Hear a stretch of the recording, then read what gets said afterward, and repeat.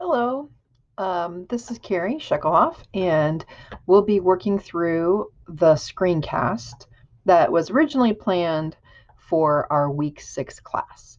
But since we spent time um, in class thinking about how to revise the lesson plan 1, um, this content was moved into a screencast for you to view in the time between classes.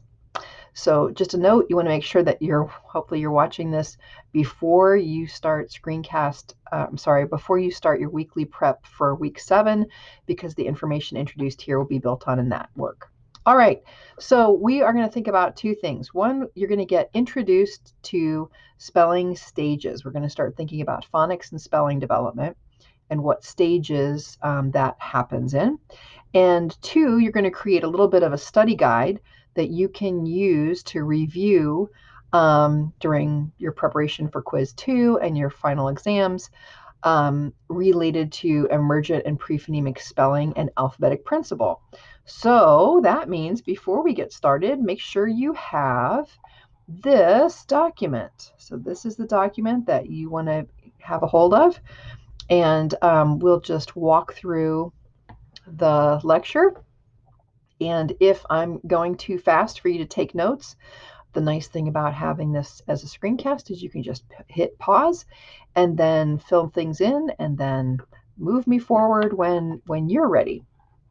All right, so when we're thinking about spelling development, we know that spelling happens developmentally, and there are 5 stages of spelling development. So the 5 stages are the emergent or prephonemic stage, letter name stage, within word stage, syllable juncture stage, and derivational consonancy stage.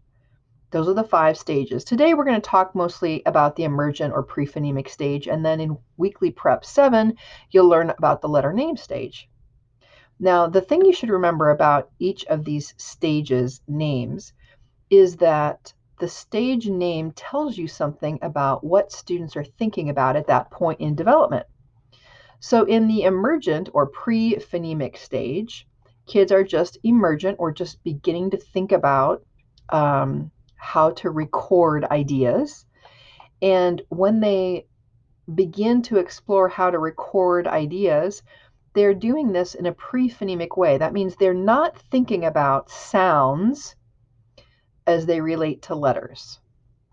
So they're thinking about sounds. It's before pre-phonemic, before thinking about sounds stage.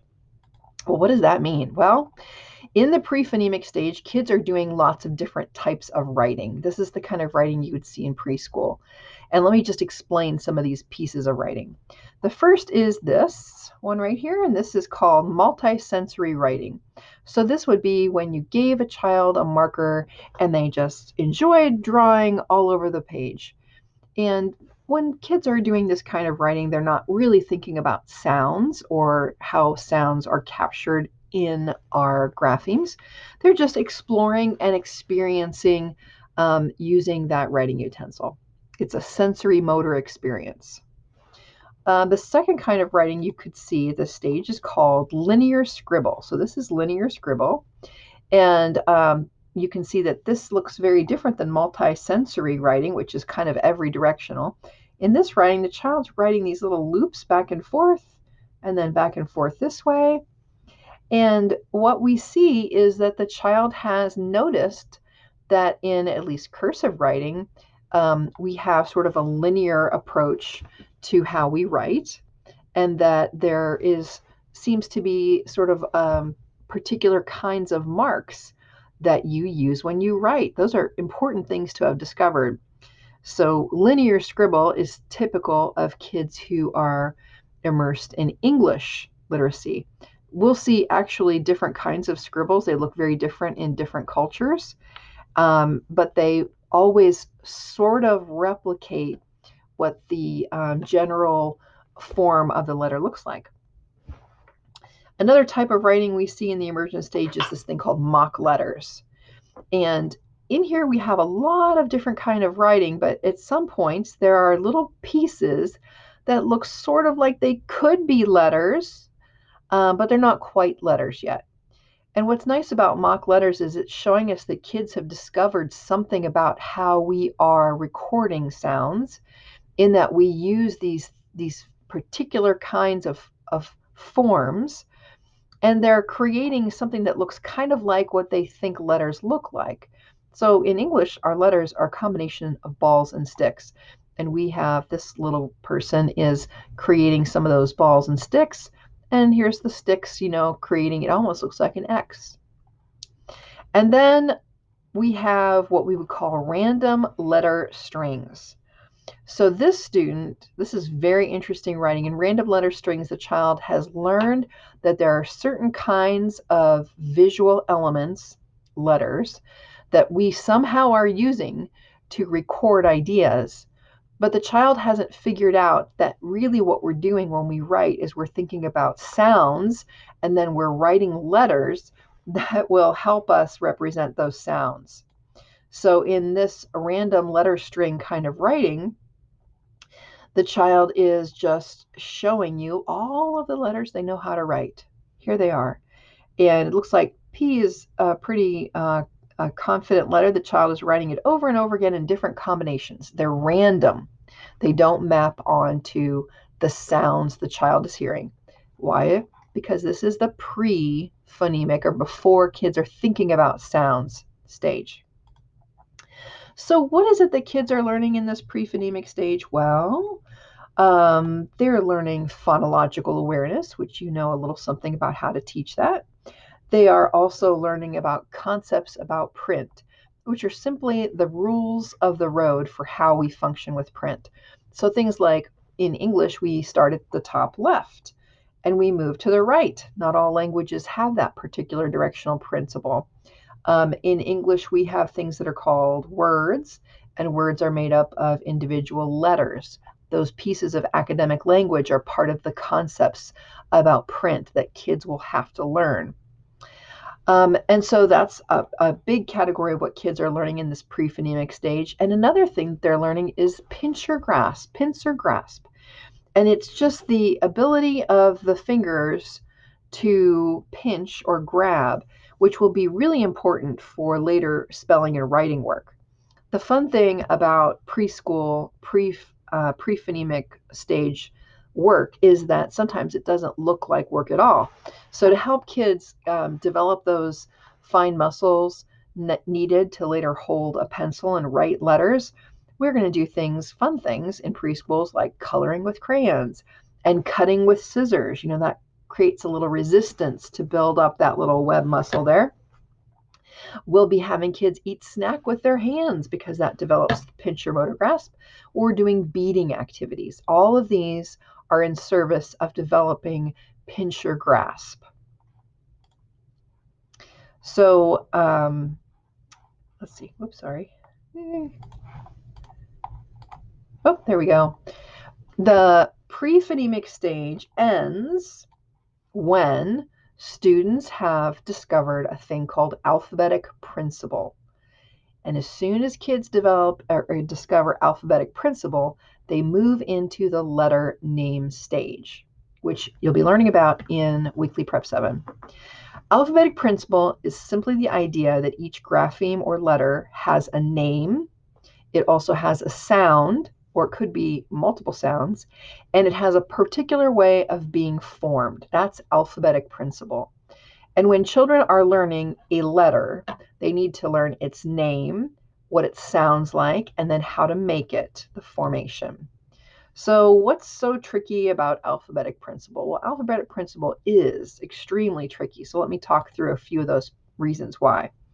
One is academic language that's associated with the words that we will use to teach alphabetic principle.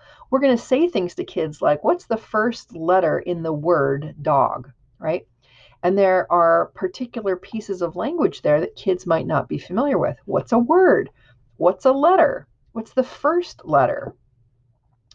And so part of teaching alphabetic principle will be teaching the academic language terms like letter and word so that kids know what we're asking them to attend to. Second thing that makes letter learning tricky is some letters do not sound like their names. In the letter name stage, as the title of that stage indicates, students think that the sound of the letter is the name of the letter. So that works really nice with a letter like D, because the name of the letter D has the sound right at the beginning, D. The letter B has the sound of the letter in the name of the letter. And you can think of other letters that have that relationship. But there are some letters that are really tricky, like an H. Kids usually think that H either has the sound of A or Ch. And a W, W, kids can confuse that as having the sound W. We should really have renamed that letter a W, right? It would make things a lot easier. Now, what we're talking about when we're thinking about which letter names are tricky is called a thing called orthographic depth. Now, this is a very important word to know.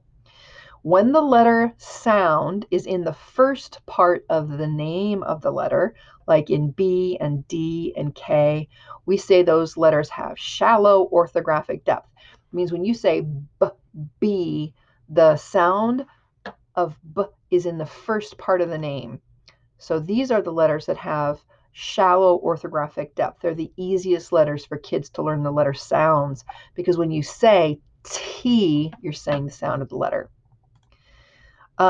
The ones that are a little bit trickier are when the sound of the letter is in the second part of the name of the letter. For example, when you say F, the sound of the letter is in the second part of the name of the letter. R, S. See, there's a vowel before the sound. So these can be a little tricky. Kids have to remember, and while that sound is in that name, but it's in the second part of that name. And then we have a whole category of letters like H and Q and G and C, that the name of the letter is not the sound of the letter.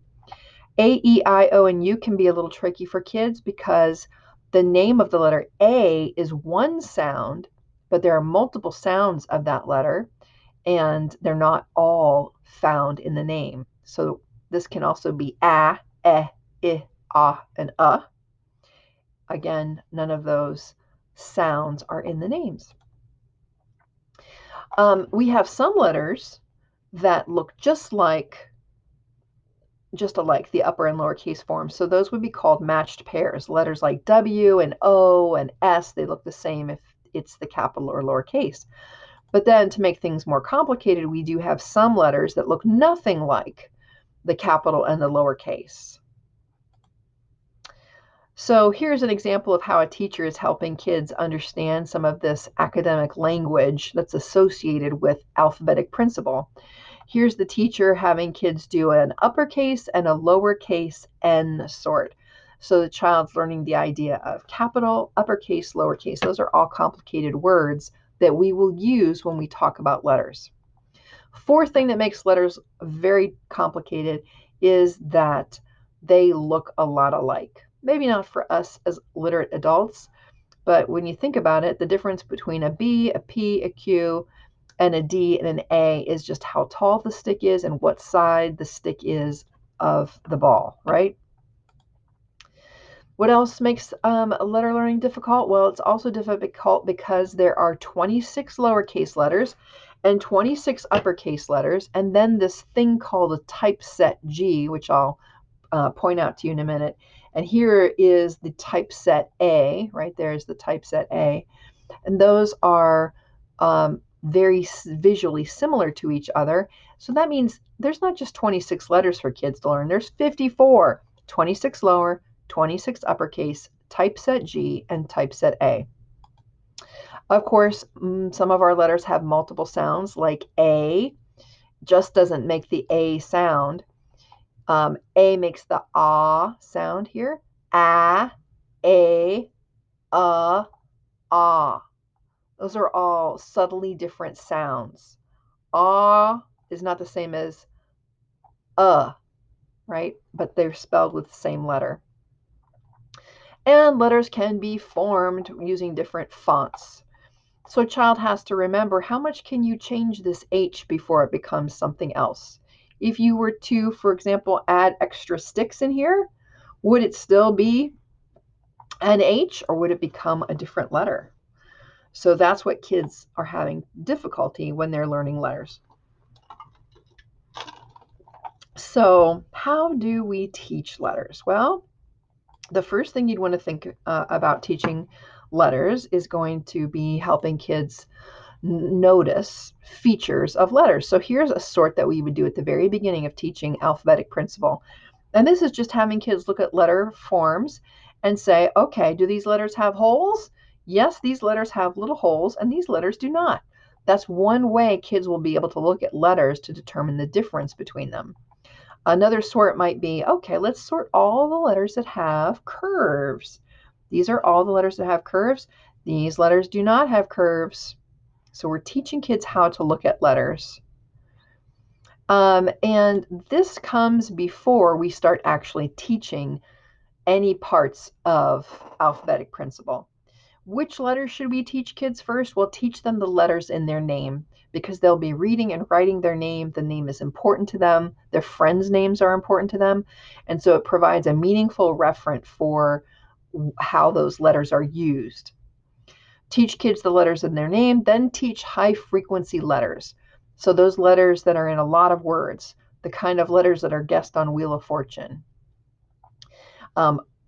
Higher frequency to teach an M than an X. Not many words have an X in it.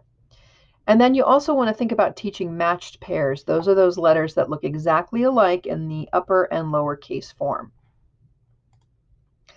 All right, so then how do we teach the 3 dimensions of alphabetic principle? Well, let's look at some instructional techniques.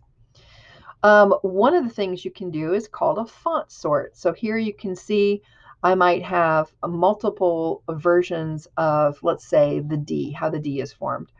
And then I would ask the student, okay, pull all the D's out, and every time you find a D, put it in my hand and say D, D. So they're naming that letter as they're looking at the form of the letter.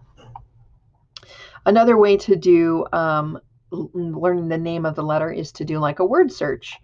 So I would give children this page and I would say, we're looking for all the A's, and here is a highlighter. You know, kids just love to use highlighters because that's like a college tool. And I want you to highlight all the A's. And when you find one, say its name, A, A, A. So the idea is we want them to say the name of the letter. That's the key of the activity. A third way we might do this is to give kids an alphabet chart and tell them, let's sing the alphabet song. Now, it's going to be really important when you do this to have kids point while they're saying the letters. A, B, C, D, E, F, G, H, I, J, K, L, M, N, O, P, because otherwise kids think there's a letter called LMNOP, right?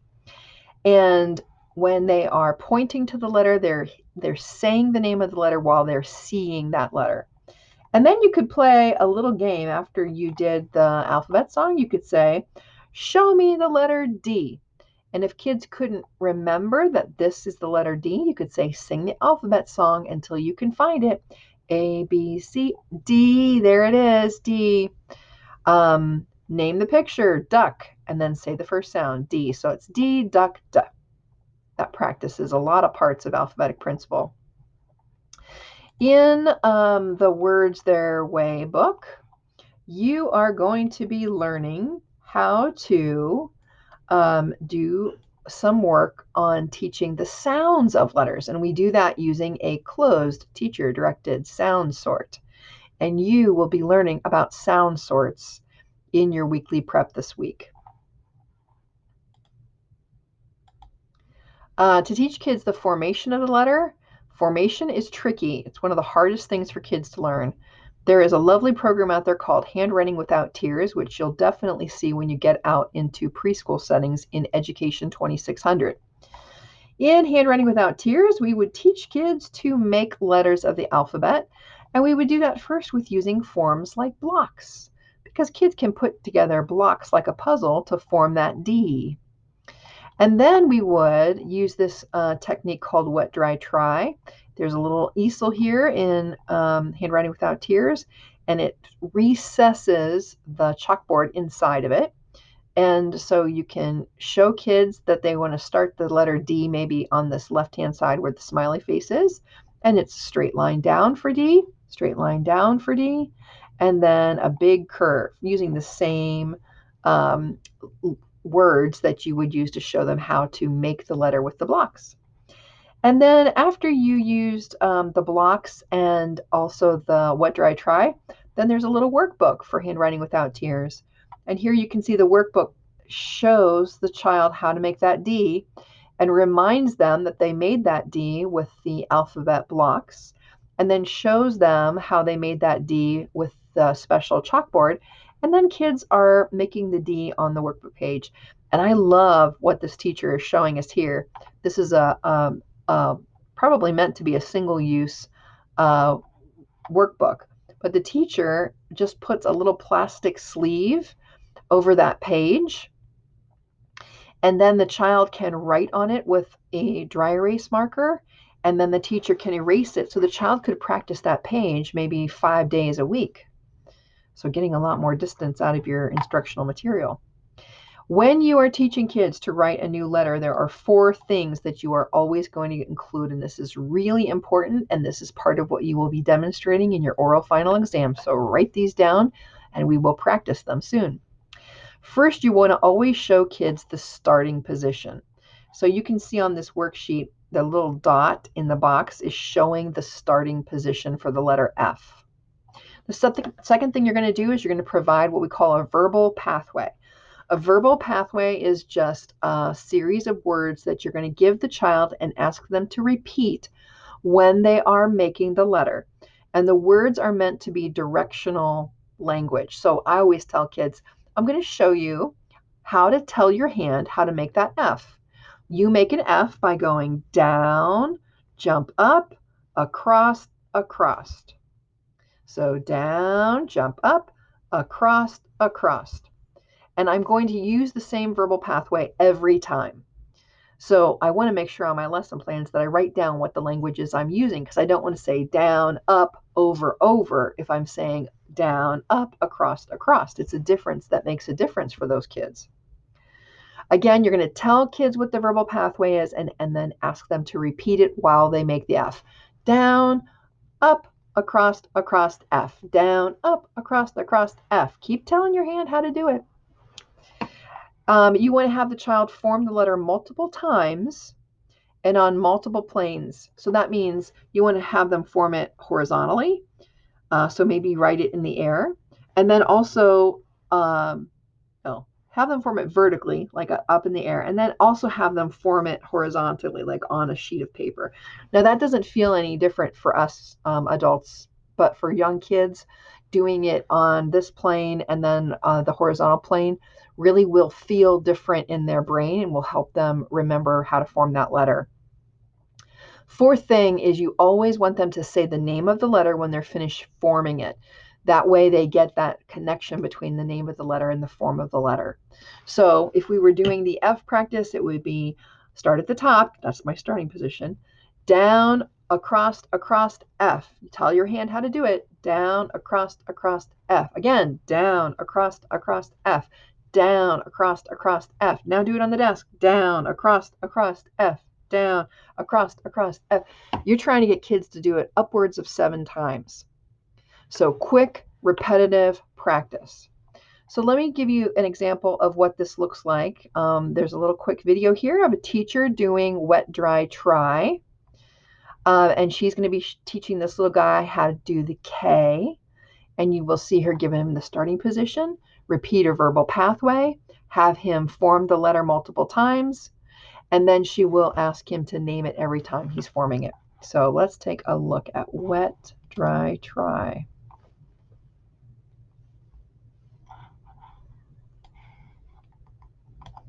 Using the slate chalkboard, Jan shows Charlie how to form a K with wet, dry, try. The accompanying letter story helps Charlie remember each step. Are you ready to do a K?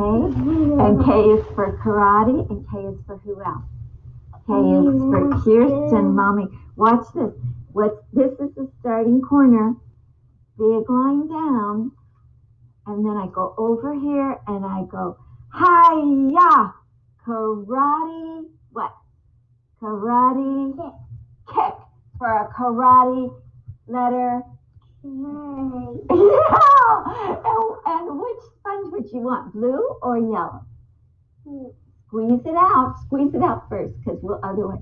Okay, start in the starting corner, and it's a big line down. Say big line down.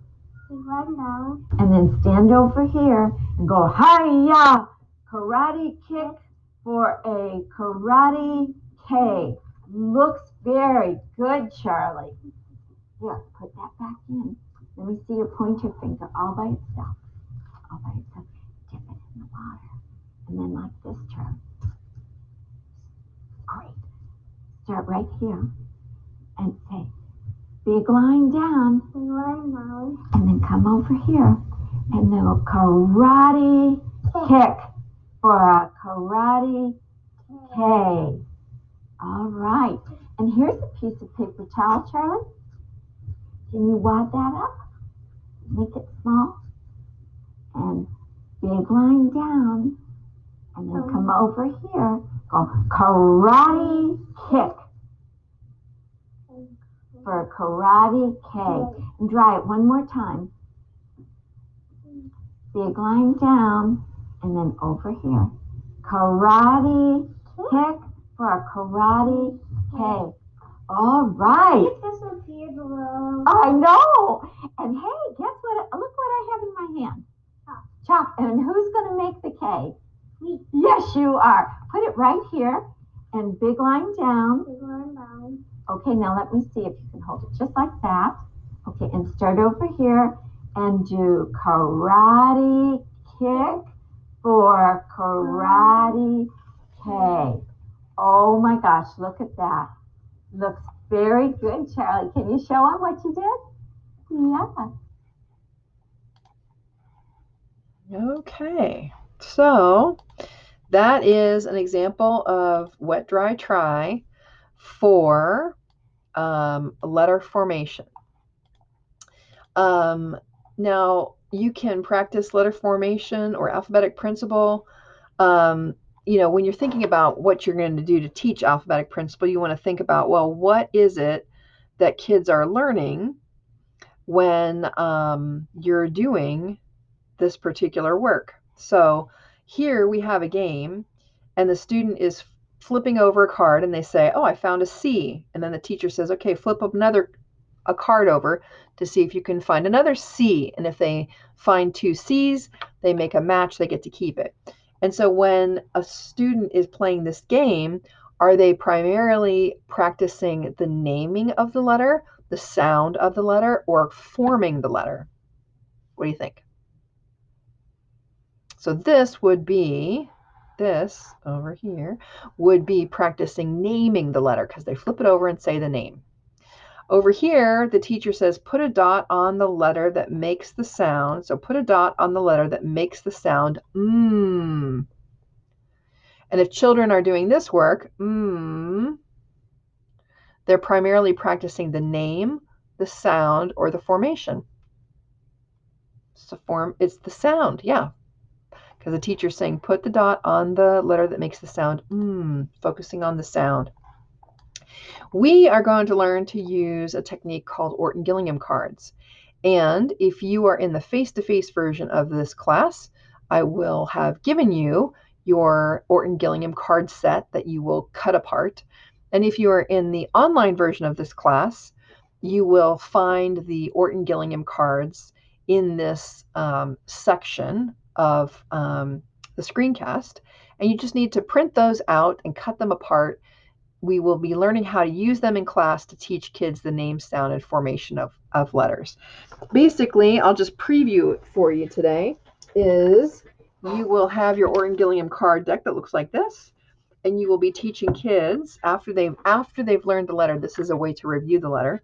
So you'll have them hold their card and you'll say, okay, class, we're going to make it while we name it. Ready? F, fish. Do it again. F, fish. Good. And then we have B, boy, B. B, boy, B. And then D, dog, D. D, dog, D. So the idea is that you're forming the letter, you're saying the picture card, you're isolating the first sound, and then you're saying the name of that letter. So you're getting letter name, sound, and formation in these Orton Gillingham cards. We'll practice with those next week, so make sure you cut yours up as part of your weekly prep. Okay, so that brings us to the end of our work today. Remember, there are 5 spelling stages. Today we talked about the emergent or prephonemic. And in order for kids to move from the prephonemic stage to letter name stage, they have to have discovered what principle? Alphabetic principle, which is the idea that every letter has a name, sound, and formation. Good. We will move on to thinking about the letter name stage. And in the letter name stage, you're going to learn consonants, short vowels, blends, digraphs, and affricates. These features are explained in Weekly Prep 7. In addition, in Weekly Prep 7, I will show you how to make some instructional cards that you can then use to study your phonics features in the letter name stage. So to do that work, you're going to need to have 26 3x5-inch index cards. You could use larger cards if you have them, and a marker so that you can create these materials. So at this point, we are finished with the screencast for week 6's lecture, and you are ready to go on to your weekly prep for week 7, in which you will explore letter name stage features. Thank you.